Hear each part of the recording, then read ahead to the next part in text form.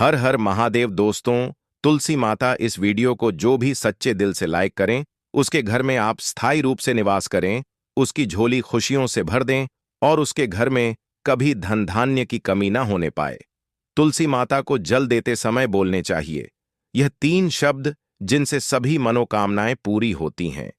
आज हम इस वीडियो में जानेंगे कि तुलसी माता को जल देते वक्त कौन से शब्द बोलने चाहिए। किसी समय की बात है, भगवान विष्णु विश्राम कर रहे थे।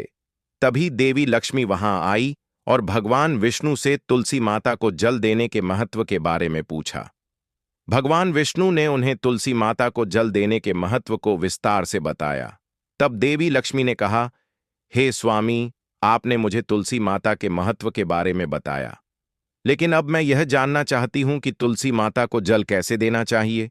उनकी सेवा की सबसे श्रेष्ठ विधि क्या है और जल देते समय कौन सा मंत्र बोल चाहिए। भगवान विष्णु ने उत्तर दिया, प्रिय देवी, जैसा कि मैंने तुम्हें तुलसी माता के महत्व के बारे में बताया, उसी तरह तुलसी माता को जल देते समय बोला जाने वाला मंत्र भी बहुत महत्वपूर्ण है। यह मंत्र 3 शब्दों का है, लेकिन इसका असर अत्यंत शुभ और कल्याणकारी है। जो भी रोज तुलसी माता को जल देते समय इन 3 शब्दों का उच्चारण करेगा, उसके घर में मां लक्ष्मी का वास होगा, उसकी दरिद्रता समाप्त हो जाएगी और उसे अपार धन धान्य की प्राप्ति होगी। मंत्र के महत्व को बताते हुए भगवान विष्णु ने कहा, इस मंत्र का महत्व सुनने से ही मनुष्य के सभी पाप नष्ट हो जाते हैं। उसे हजारों वर्षों तक तुलसी माता को जल देने के पुण्य का फल मिलता है। फिर भगवान विष्णु ने देवी लक्ष्मी को एक कथा सुनाई। उन्होंने कहा, दक्षिण दिशा में यम नगरी नामक एक नगर था, जहां रमेश नाम एक ब्राह्मण रहता था। वह अत्यंत पापी और गलत कामों में लिप्त व्यक्ति था। जन्म से ब्राह्मण होते हुए भी वह धार्मिक कार्यों से दूर रहता था। ना वह पूजा करता, ना ध्यान, ना जप और ना ही किसी का सत्कार करता। वह मदिरापान और मांसाहार भी करता था और हमेशा अनैतिक कार्यों में व्यस्त रहता था। और वह ब्राह्मण दिन में खेत में काम करके पत्ते बेचकर अपनी जीविका चलाता था और रात में वेश्याओं के पास जाता था। इस तरह उसने अनेक वर्षों तक अपना जीवन इसी पापपूर्ण तरीके से बिताया। फिर एक दिन वह दुर्बुद्धि ब्राह्मण पत्ते इकट्ठा करने के लिए एक आरशी की वाटिका में पहुंचा और पत्ते तोड़ने लगा। तभी एक काले सर्प ने, जो काल के रूप में वहां उपस्थित था, उसे काट लिया। उसी समय उसकी मृत्यु हो गई। उसकी मृत्यु के तुरंत बाद यमराज के दूत वहां प्रकट हुए और उसकी आत्मा को लेने के लिए आए। वे उसे यह लोक ले जाने लगे। मार्ग में वह ब्राह्मण यमदूतों के सामने रोने और विलाप करने लगा। उसने कहा, हे दूतों, मुझे कहां ले जा रहे हो? मुझे छोड़ दो, मेरे प्राण बचा लो। लेकिन यमदूत बोले, अरे पापी ब्राह्मण, तेरे दुष्कर्म के कारण तुझे यह दंड मिला है। अब यमराज तुझे घोर नरक में डालेंगे। यमलोक पहुंचने पर चित्रगुप्त ने उस ब्राह्मण का पूरा लेखा जोखा प्रस्तुत किया। उन्होंने कहा, हे धर्मराज, इस ब्राह्मण ने अपने पूरे जीवन में केवल पाप किए हैं। इसने कभी कोई पुण्य कार्य नहीं किया। धर्मराज ने दूतों से कहा, हे दूतों, इस घोर पापी ब्राह्मण को नरक में डाल दो। इसे अपने कर्मों का फल भोगना होगा। यमदूत उस ब्राह्मण को नरक में ले गए और उसे भयंकर अग्नि में धकेल दिया। वह कई वर्षों तक नरक की यातनाएं सहता रहा। इसके बाद उसे अगले जन्म में बैल के रूप में जन्म मिला। बै का शरीर पाकर उसने भारी बोझ उठाने का कार्य किया। उसका मालिक उससे दिन रात काम करवाता था। जब उसकी शक्ति समाप्त होने लगी तो मालिक ने उसे एक लंगड़े आदमी को बेच दिया। वह लंगड़ा आदमी उस बैल का उपयोग अपने बोझ उठाने के लिए करता था। बैल ने 8 वर्षों तक उसकी सेवा की। फिर एक दिन वह बैल लंगड़े आदमी को लेकर एक ऊंचे पर्वत पर चढ़ा। अधिक परिश्रम और थकान के कारण वह बैल मूर्छित होकर गिर पड़ा और अंतिम सांसें लेने लगा। वहां खड़े लोगों को उस बैल पर दया आ गई। उन्होंने उसके मुख में पानी डालने का प्रयास किया। उसी भीड़ में एक पुण्यतमा व्यक्ति भी था। उसने अपने पुण्य का थोड़ा भाग उस बैल को दे दिया। इसे देखकर अन्य लोगों ने भी अपने अपने पुण्य उसे देना शुरू कर दिया। उसी भीड़ में एक वैश्या भी खड़ी थी। सभी अपना पुण्य उस बैल को देकर उसका उद्धार करने का प्रयास कर रहे थे। यह देखकर उसने भी अपना पुण्य उस बैल को दे दिया। कुछ देर बाद उस बैल की मृत्यु हो गई। फिर उस स्थान पर यमदूत आए और उस बैल के शरीर से उस ब्राह्मण की आत्मा को निकालकर यमलोक ले गए। यमलोक पहुंचने पर उसे यमदेव के सामने प्रस्तुत किया गया। चित्रगुप्त ने जब उसका लेखा जोखा देखा तो वे चकित रह गए। वैश्या के द्वारा दिए गए पुण्य के कारण उसके सभी जन्मों के पाप नष्ट हो चुके थे। यमदेव ने कहा, हे ब्राह्मण, उस वैश्या ने तुझे अपना पुण्य देकर तुझ पर बड़ा उपकार किया है। उसी के पुण्य के असर से तुम्हारे सभी पाप नष्ट हो गए हैं, इसीलिए अब तुम्हें फिर से मनुष्य जन्म प्राप्त होगा। इस तरह वह ब्राह्मण पृथ्वी पर एक उत्तम ब्राह्मण कुल में जन्म लेता है। उस महापुण्य के असर से उसे अपने पूर्व जन्म की सारी बातें याद आने लगती हैं। जब वह बड़ा होता है तो उसे यह ध्यान आता है कि पिछले जन्म में जब वह था तब एक वैश्या ने उसे अपना पुण्य दिया था। उसके मन में उस वैश्या के बारे में जानने की उत्सुकता जागती है। वह वैश्या का पता लगाकर उसके नगर में पहुंचता है। वहां वह वैश्या, जो अब बूढ़ी हो चुकी थी, उसे मिल जाती है। वह ब्राह्मण उसके सामने जाकर बार बार प्रणाम करता है और धन्यवाद देने लगता है। वैश्या उससे पूछती है, हे ब्राह्मण श्रेष्ठ, आप कौन है और किस कारण मुझे धन्यवाद दे रहे हैं? मैंने आपका कौन सा कार्य किया है जिसके लिए आप मुझे नमस्कार कर रहे हैं? तब ब्राह्मण कहता है, हे मां, मैं वही बैल हूं जिसे तुमने अपना पुण्य देकर जीवन दान दिया था। अपने पाप कर्मों के कारण मुझे पिछले जन्म में बैल बनना पड़ा। उस पर्वत पर जब मैं अंतिम सांसें ले रहा था तब तुमने अपना पुण्य मुझे दे दिया था। उसी पुण्य के असर से ही आज मुझे फिर से मनुष्य जन्म मिला है और अपने पूर्व जन्म की सारी बातें याद हैं। किंतु हे मां, मैं यहां यह जानने आया हूं कि तुमने मुझे कौन सा पुण्य दिया था जिससे मेरे सभी पाप नष्ट हो गए। मैं उस पुण्य के बारे में जानना चाहता हूं। तब वैश्या ने कहा, हे ब्राह्मण श्रेष्ठ, मैंने तो अपने जीवन में कोई पुण्य का कार्य नहीं किया है, पर मेरे घर में एक तोता है जो पिंजरे में रहकर हमेशा कुछ बोलता रहता है, जिसे सुनकर मेरा अंतःकरण पवित्र हो गया। वही मंत्र मैंने आपको पुण्य स्वरूप दान किया। फिर वह वैश्या और ब्राह्मण उस तोते के पास गए और उससे पूछने लगे, हे शुक, तुम कौन सा मंत्र बोलते हो जिससे हमारे जीवन का उद्धार हुआ? यह मंत्र तुम्हें किसने सिखाया और इसका क्या अर्थ है? तब उस तोते ने अपने पूर्व जन्म का वृतांत सुनाना शुरू किया। वह बोला, हे ब्राह्मण श्रेष्ठ, पिछले जन्म में मैं एक ब्राह्मण था। मुझे अपने ज्ञान का बहुत घमंड था। मैंने कभी गुरुजनों का सम्मान नहीं किया, बल्कि उनका बार बार अपमान किया। अपने अहंकार के कारण मेरा स्वभाव क्रोधी और द्वेषपूर्ण हो गया। मैं सभी को तुच्छ समझने लगा और विद्वानों का भी अपमान करता था। कालांतर में मेरी मृत्यु हो गई और मुझे यमलोक ले जाया गया। पूज्य व्यक्तियों और गुरुजनों का अपमान करने के कारण मुझे तोते के कुल में जन्म लेना पड़ा। तोते के रूप में जन्म लेने के बाद छोटी अवस्था में ही मेरे माता पिता का साथ छूट गया। मैं अकेला पेड़ की डाल पर बैठकर रो रहा था। तभी कुछ मुनि उस मार्ग से जा रहे थे। उन्होंने मेरी दयनीय स्थिति देखी और मुझे अपने आश्रम ले आए। आश्रम में उन मुनियों ने मुझे एक सुंदर पिंजरे में रखा और मेरी देखभाल की। वे मुझे प्रतिदिन भोजन कराते और मुझसे स्नेह करते थे।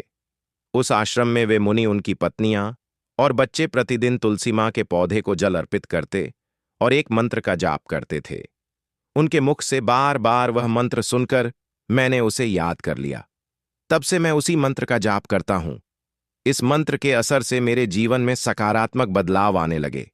मुझे अपने कर्मों का पश्चाताप हुआ और मेरी मृत्यु भी टल गई। मेरी आयु 100 वर्ष हो गई और इतने वर्षों तक मैं जीवित रहा। एक दिन रात के समय एक चोर उस आश्रम में आया और मुझे वहां से चुरा लिया। बाद में इस वैश्या ने उस चोर से मुझे खरीद लिया।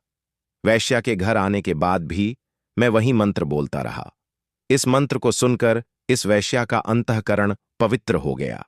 उसने अपना पुराना जीवन छोड़कर भगवान विष्णु की भक्ति करनी शुरू कर दी। हे ब्राह्मण देव, इसी मंत्र के असर से मेरे और इस वैश्या के सभी पाप नष्ट हो गए। यही मंत्र आपको भी पाप मुक्त कर चुका है। इस तरह तोते ने उस ब्राह्मण और वैश्या को पूरा वृतांत सुना दिया। यह ब्राह्मण और वैश्या दोनों बहुत प्रसन्न हुए। उन्होंने तय किया कि अब वे प्रतिदिन तुलसी मां को जल अर्पित करेंगे और उस मंत्र का जाप करेंगे। कुछ समय बाद उस ब्राह्मण वैश्या और तोते ने मंत्र के असर से दिव्य विमानों में बैठकर विष्णु लोक की यात्रा की। भगवान विष्णु ने देवी लक्ष्मी से कहा, हे देवी, देखा आपने केवल तुलसी मां के मंत्र के असर से उस तोते वैश्या और ब्राह्मण के सभी पाप न हो गए। इसीलिए हर व्यक्ति को प्रतिदिन तुलसी मां को जल अर्पित करते हुए इस मंत्र का जाप जरूर करना चाहिए। वह मंत्र इस तरह है, ओम वृंदावन स्वाहा, ओम वृंदावन स्वाहा।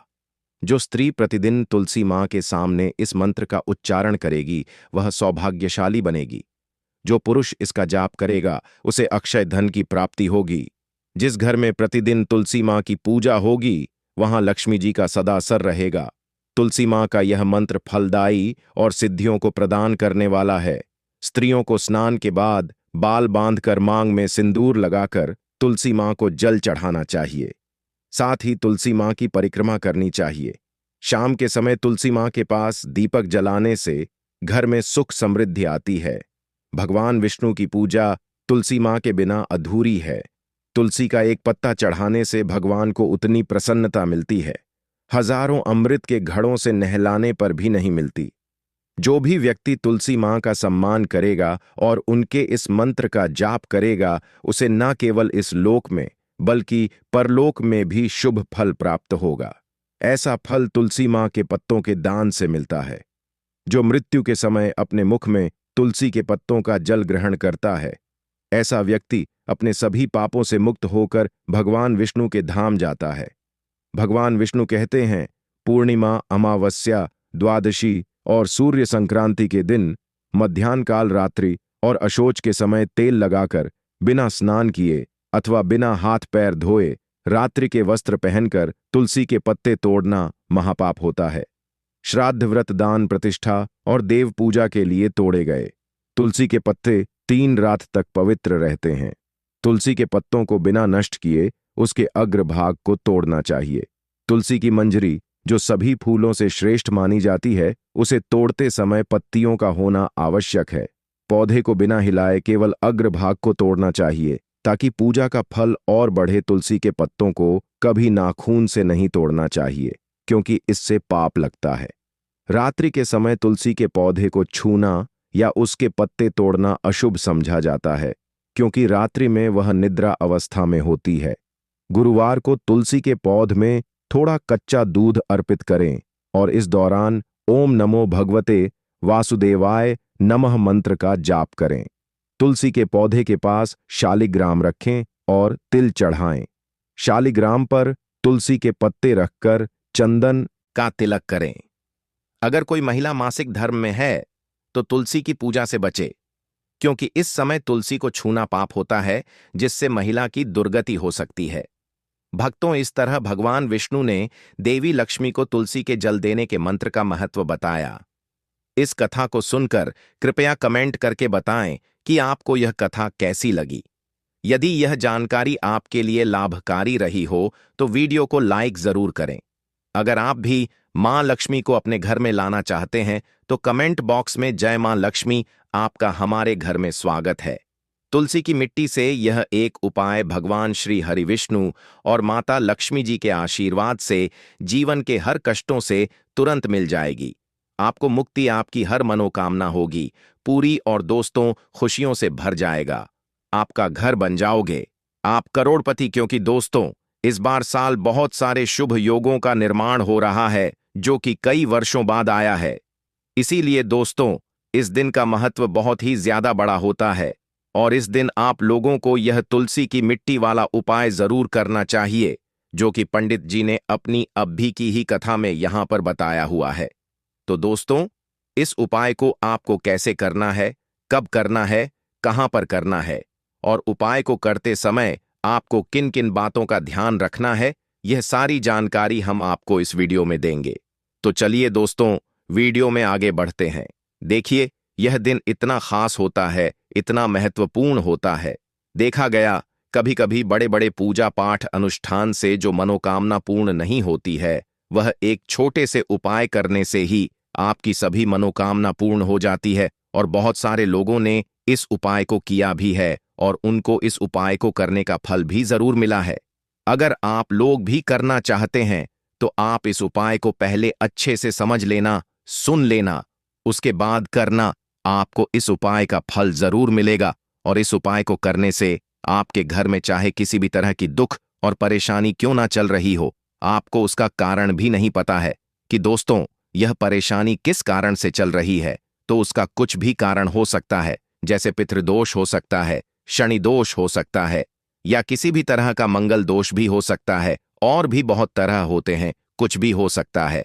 पर आपको इस उपाय को करने के लिए अपने दोष को पता लगाने की भी जरूरत नहीं है।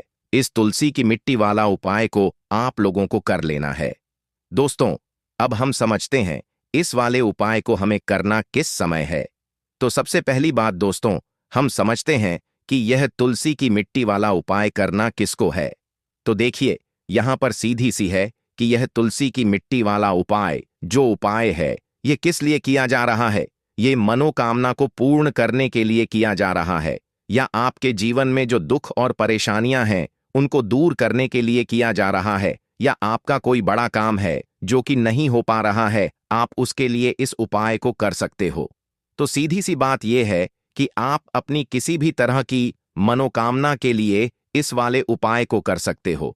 तो यह उपाय व्यक्ति कर सकता है जिस व्यक्ति को अपनी किसी भी तरह की मनोकामना भगवान शिव जी से पूर्ण करवानी हो, और अगर कोई भी माताएं बहनें जो है अपने घर की सुख और शांति के लिए, घर में धन समृद्धि को बढ़ाने के लिए वाला उपाय करना चाहती हैं, तो घर की जो बड़ी माताएं बहनें होंगी वह इस तुलसी की मिट्टी वाला उपाय को विशेष रूप से करें, क्योंकि माताएं बहनें घर की लक्ष्मी होती हैं, और जब घर की लक्ष्मी कोई विशेष उपाय करती है तो उस फल ही बहुत जल्दी मिल जाता है और बहुत बड़ा होकर मिलता है।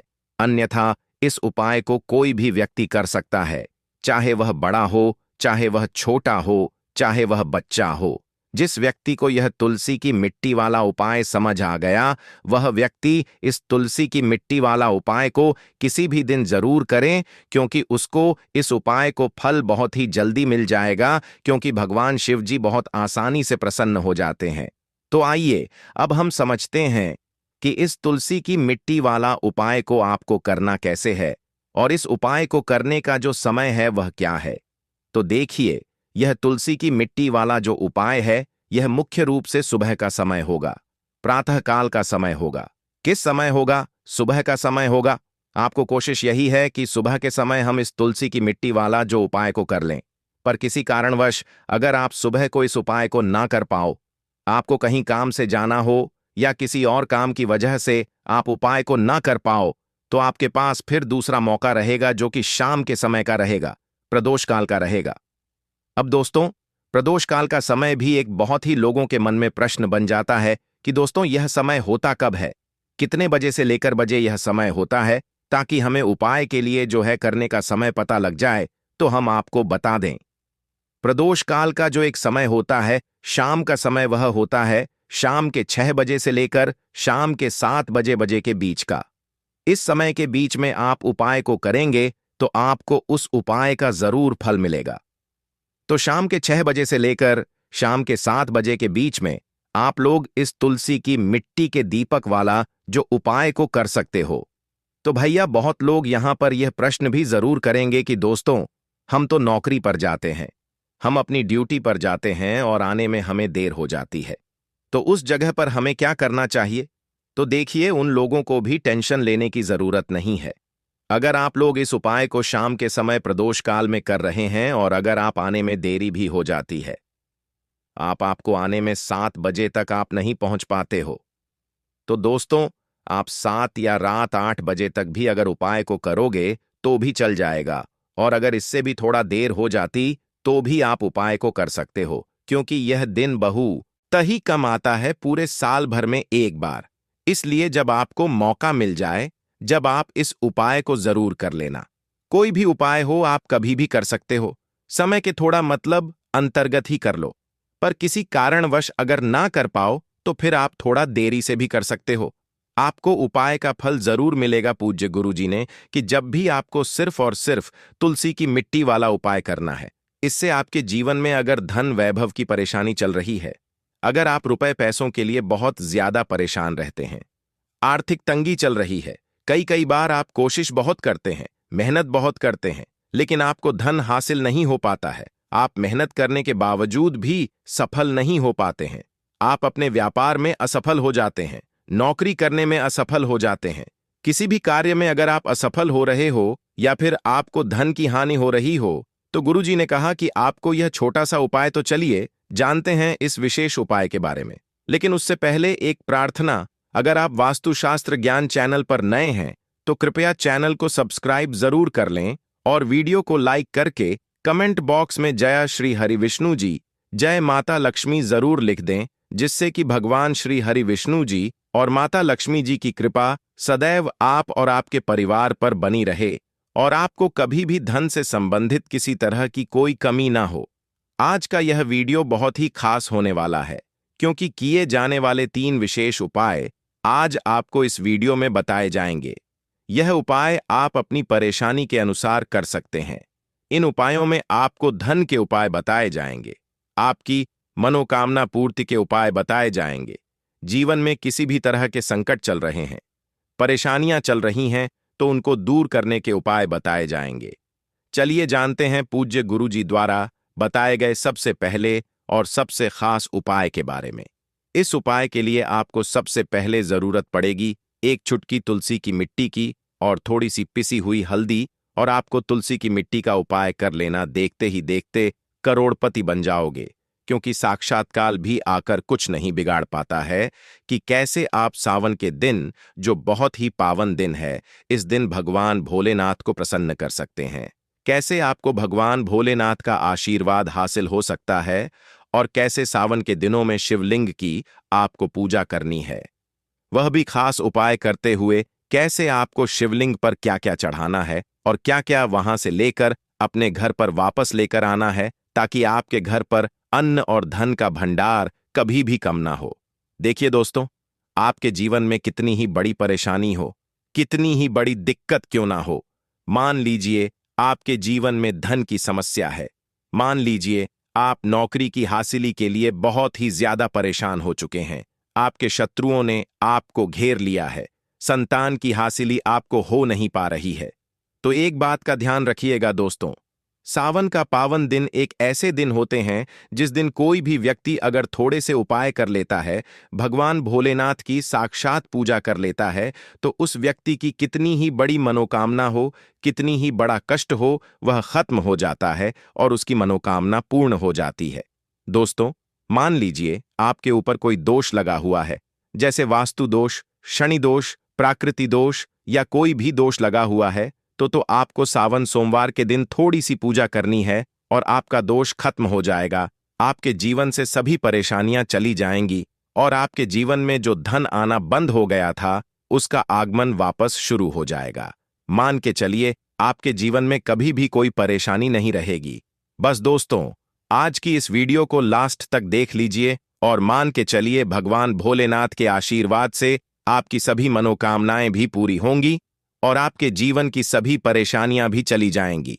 देखिए, एक बात कही गई है कि जब भी हम भगवान भोलेनाथ की पूजा करते हैं, हमें धैर्य रखना चाहिए, विश्वास रखना चाहिए और श्रद्धा के साथ भगवान भोलेनाथ की पूजा करनी चाहिए, क्योंकि भगवान भोलेनाथ बहुत ही भोले हैं। वह किसी भी व्यक्ति की थोड़ी सी ही पूजा से, साधना से तुरंत ही प्रसन्न हो जाते हैं। इसीलिए दोस्तों, सावन सोमवार के दिन कुछ ऐसी चीजें हैं जो आपको अवश्य पता होनी चाहिए, क्योंकि सावन सोमवार के दिन अगर आप भगवान भोलेनाथ के सामने पूजा करने जा रहे हैं, तो मान के चलिए दोस्तों, आपने अगर कोई गलती कर दी तो भगवान भोलेनाथ आपसे क्रोधित हो जाएंगे, और आपने सही तरीके से पूजा की होगी तो साक्षात आपको भगवान भोलेनाथ उसी दिन आशीर्वाद दे देंगे और उस दिन के बाद आपके जीवन में कभी कोई परेशानी नहीं आएगी। आपको हमें एक एक चीज बताने जा रहे हैं, इसलिए इस वीडियो को लास्ट तक देखिएगा। सबसे पहले आपको भगवान भोलेनाथ के मंदिर जाना होगा। ये जितने भी उपाय आपको बताए जाएंगे, ये मंदिर के उपाय होंगे। देखिए, होता क्या है कि कई लोग हमसे पूछते हैं कि गुरुजी, हमारे घर पर शिवलिंग है, क्या हम घर पर पूजा नहीं कर सकते हैं? तो इसका उत्तर है नहीं। दोस्तों, आपको मंदिर जाना पड़ेगा क्योंकि मंदिर का जो शिवलिंग होता है और जो घर का शिवलिंग होता है, इसमें बहुत ज्यादा फर्क होता है। जो मंदिर का शिवलिंग होता है दोस्तों, इसकी जो एनर्जी होती है वह आपके घर के शिवलिंग से करोड़ों गुना ज्यादा होती है। इसमें ऐसी सकारात्मक ऊर्जा होती है जिसके सामने अगर आप थोड़ी सी पूजा करते हैं तो तुरंत ही उसका फल आपको मिलता है और आपके जीवन की हर परेशानी चली जाती है। तो आपको जितने भी आज उपाय बताए जा रहे हैं, आपके जीवन की परेशानी को खत्म करने के लिए, आपकी मनोकामना पूर्ति के लिए, उस उपाय के लिए तो आपको मंदिर जाना पड़ेगा। और सावन सोमवार का पर्व पड़ रहा है, वह आज दिन सोमवार को पड़ रहा है। तो यह दिन ऐसा है, इस दिन अगर आप मंदिर जाकर के भगवान भोलेनाथ की पूजा आराधना कर रहे हैं तो मान के चलिए दोस्तों, आपके जीवन में कभी कष्ट आ ही नहीं सकता। पूरे साल आपके घर पर अन्न धन का भंडार बना रहेगा। तो आपको क्या क्या ले जाना है वह कहीं पर लिख लीजिए, क्योंकि दोस्तों, अगर आपने एक भी गलती कर दी तो आपकी पूजा संपन्न मानी नहीं जाएगी। दोस्तों, सबसे पहली चीज जो भगवान भोलेनाथ के लिए आपको जल ले जाना है सावन सोमवार के दिन। कई लोग हमसे यह कहते हैं कि गुरुजी, जल जो है वह तो शिवालय में भी मिल जाता है, शिव मंदिर में मिल जाता है। तो नहीं दोस्तों, वहां का जल आप तभी चढ़ाएं ये जब कोई दिक्कत हो, वरना घर से ही जल ले जाना चाहिए। आखिर घर से जल क्यों ले जाया जाता है? इस खत्म हो जाएंगी, इसलिए घर से जल ले जाएगा। आप सबसे जरूरी चीज जो जल ले जा रहे हैं उसमें 2-4 बूंद गंगा जल जरूर डाल दीजिएगा, क्योंकि गंगा जल डाले बिना आपकी पूजा संपन्न नहीं मानी जाएगी। महाशिवरात्रि के दिन तो आपको जल ले जाना है, उसमें गंगा जल डाल करके दूसरा आपको 3 पत्ते वाला बेलपत्र ले जाना है। दोस्तों, बेलपत्र बहुत ही शुभ होता है। आपने अगर मान लीजिए एक तरफ 1000 कन्याओं को खाना खिलाया है, दूसरी तरफ भगवान भोलेनाथ को बेलपत्र चढ़ाया है, तो यह दोनों बराबर माने जाते हैं, इसलिए बेलपत्र जरूर ले जाएगा। तीसरा, आपको सफेद पुष्प ले जाना है। सफेद पुष्प भगवान भोलेनाथ को चढ़ाए जाते हैं, इसीलिए सफेद पुष्प पर भगवान भोलेनाथ के लिए आपको ले जाना है सावन सोमवार के दिन, ताकि भगवान भोलेनाथ का आशीर्वाद आपको मिल जाए, जिसके बाद आपके जीवन के हर परेशानी खत्म हो जाए। दोस्तों, सफेद चंदन ले जाना अनिवार्य होता है सावन सोमवार के दिन। और ध्यान रखिएगा दोस्तों कि भगवान भोलेनाथ को अगर आप दूध अर्पित करने जा रहे हैं तो एकदम कच्चा दूध होना चाहिए, पका हुआ दूध नहीं होना चाहिए, कच्चा दूध होना चाहिए। अब आपको अपने आप और क्या क्या ले जाना है देखिए। अगर आप चाहते हैं कि आपकी हर मनोकामना पूरी हो तो एक डिब्बा लीजिए, उसमें काली मिर्च भरकर ले जाइए। देखिए, बहुत ध्यान से सुनिए, जितनी आपको बातें बता रहे हैं, एक डिब्बे में काली मिर्च भर के एक लाल कपड़ा लीजिए, उसमें लौन कपूर इसको मूली धागे से बांध करके आपको अपनी जेब में रख के ले जाना है। सिर्फ इतनी चीज आपको ले जानी है आज के दिन को। अब आपको पूजा कैसे करनी है, चलिए आपको बताते हैं। बहुत ध्यान से लास्ट तक देखिएगा, और जितनी भी चीज आपको बताई जा रही है, इन चीजों को आपको ले जाना है और शिवालय से वापस लेकर आना है अपने घर पर, ताकि आपको धन की हासिल हो सके, आपकी कोई भी मनोकामना हो वह पूर्ण हो जाए। भक्तों, आप पहले जाएंगे मंदिर। सबसे पहले आपको इस बात का ध्यान रखना है, मंदिर जाने से पहले ही काले या नीले कपड़े का धारण करके मंदिर ना जाएं, वरना भगवान भोलेनाथ का आपको क्रोधित रूप देखना पड़ सकता है। सबसे पहले आपको यह करना है कि पतली भार बनाते हुए जल भगवान भोलेनाथ को अर्पित कर देना। बहुत ध्यान से सुनिएगा भक्तों, पतली धार बनाते हुए भगवान भोलेनाथ को जल आपको अर्पित कर देना है। अब आपको यह करना है दोस्तों कि भगवान भोलेनाथ को चंदन लगाना है। चंदन लगाने के बाद भगवान भोलेनाथ पर 3 पत्ते वाला बेलपत्र रखना है। 3 पत्ते वाला बेलपत्र रखने के बाद आपको भगवान भोलेनाथ पर सफेद पुष्प अर्पित कर देना है। सिर्फ इतना आपको करना है। दूध अगर आप चढ़ाना चाहते हैं तो दूध भी आप चढ़ा सकते हैं, इतना बस आपको करना है। इतना करने के बाद आपको वहां पर खड़े होकर 108 बार, बहुत ध्यान से सुनिएगा, 108 बार आपको ओम नमः शिवाय का जाप करना है। या तो आप 108 बार कर लीजिए या 108 बार कर लीजिए। यह 3 ऐसी चीज है जो आपको करनी है, इतना करना है।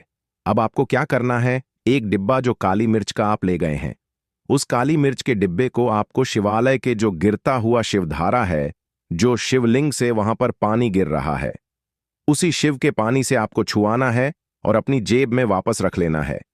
ये जो लाल पोटली आप ले गए हैं बंद करके लॉन की, इसको भी छुआना है, वापस रख लेना है। अब आपको क्या करना है? जिस लोटे में पानी ले गए थे या जिस लोटे में भी आप दूध ले गए थे, उसमें आपको क्या करना है? आपको जो भगवान भोलेनाथ का पानी वहां पर गिर रहा है, भक्तों ध्यान रखिएगा, शिवलिंग की जो पानी नीचे गिर रहा है, उसी पानी का थोड़ा सा पानी अपने लोटे में ले लेना है। ध्यान रखिएगा, जो आपने लोटे में पानी भरकर ले गए हैं वह पानी वापस बचाना नहीं है, वह तो पूरा आपको भगवान भोलेनाथ को अर्पित कर देना। जो शिवलिंग से पानी गिर रहा है उस पानी को आपको अपने लोटे में वापस ले लेना है। भक्तों मान लीजिए, आप यह सोच रहे होंगे कि कई लोग वहां पर पानी चढ़ा रहे हैं, तो इस बात की आप चिंता ना करें, क्योंकि भगवान भोलेनाथ के शिवलिंग पर जब भी पानी चढ़ाया जाता है वह अमृत बन जाता है। कहा जाता है कई देवी देवता शिवलिंग के पास अदृश्य रूप में खड़े होते हैं ताकि शिवलिंग से गिर रहा पानी वह धारण कर सके।